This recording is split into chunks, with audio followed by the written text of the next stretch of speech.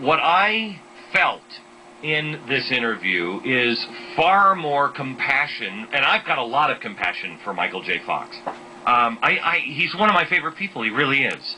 And to see him in this fashion is sad, because he's a remarkable dude. And I wish there was a cure. However, this is just about emotion. And we have to, this is why we don't sentence like they do in Saudi Arabia. We don't let the victim's family sentence the people to death or to life or whatever, because if somebody rapes my daughter, I want their head cut off. That's why we have somebody else in our court system make that decision, because I want their head cut off, because it is emotional. Now, when you hear all of this stuff about stem cell research, and that's what he's trying to get us to talk about. So let's talk about it with the facts. You'd be hard-pressed to find a country that outspends dollar for dollar than the United States on embryonic stem cell research. Even though its spending is restricted to existing lines, try to find a country that spends more money than we do.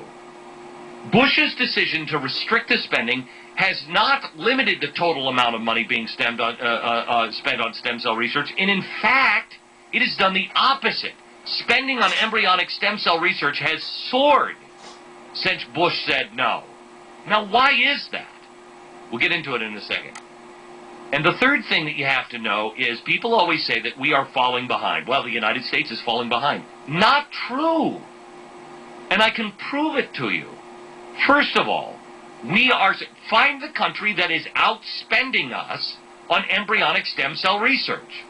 And then the second piece of that, we are not falling behind on cutting-edge science. We continue to attract the best and the brightest from around the globe, and when I tell you who's here in a minute, it'll blow your mind. California has earmarked $3 billion for stem cell research in California institutions over the next 10 years. That's $300 million a year.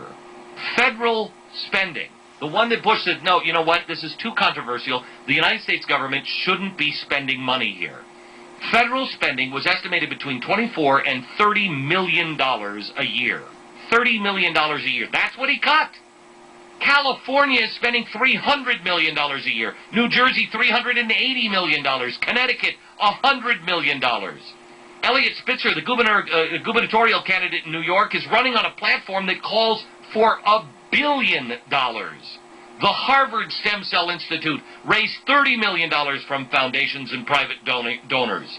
It's creating its own stem cell lines. As of June 2005, American firms focusing on stem cell research have raised $441 million from venture capitalists. The Star Foundation giving $50 million in New York City. The British government, just so you can compare, the British government has devoted $72.7 million to embryonic stem cell research between the years of 2004 and 2006. That's $24 million a year coming from Great Britain. Do I need to go through the numbers again?